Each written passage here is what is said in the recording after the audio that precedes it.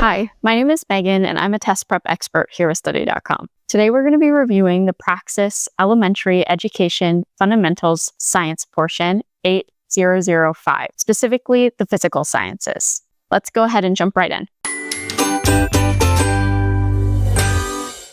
Which property best distinguishes a gas from a liquid? A gas has a fixed volume and shape. This more describes a solid, so we're going to go ahead and cross that off. B, a gas can flow but not expand. Gases can expand. This typically describes liquids more than a gas, so we're going to go ahead and cross that off. C, a gas has particles that are far apart and move freely. That sounds just like a gas to me. We are going to keep that aside and move on. We have D, a gas has a definite volume but no definite shape.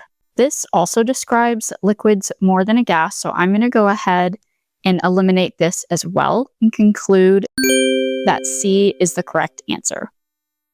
Our next question, which of the following is best classified as a compound? A compound consists of two or more different elements that are chemically bonded into a fixed ratio. So we're going to keep that in mind when we are reading our answer choices. We have oxygen gas, which we can see by this little example here that there is only one element. So that is not going to be our answer. We have B, which shows us its chemical structure, and there is two elements chemically bonded together.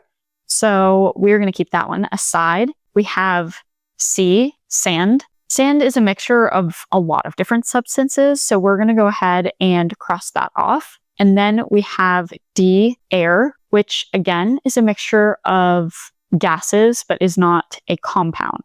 So we're going to go ahead and cross that off as well and say that our answer is B, salt.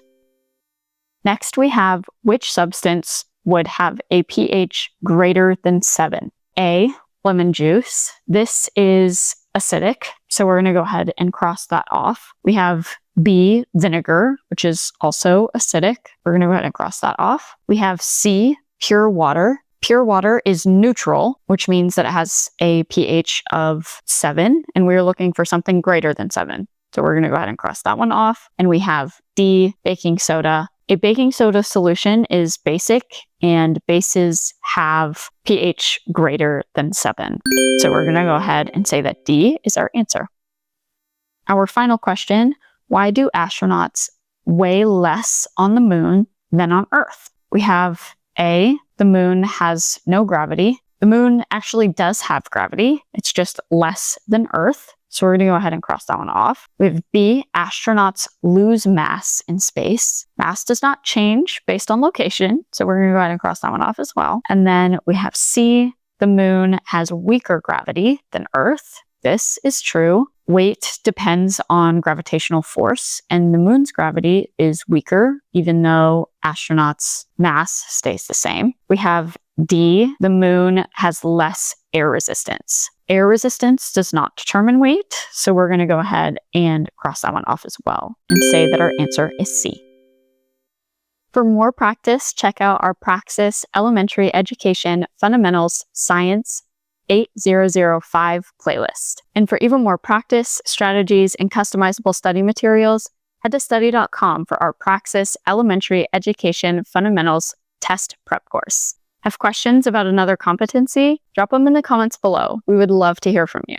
If you enjoyed this video, give it a like and subscribe to Study.com for more targeted test prep. Thanks for watching. Good luck on your next exam.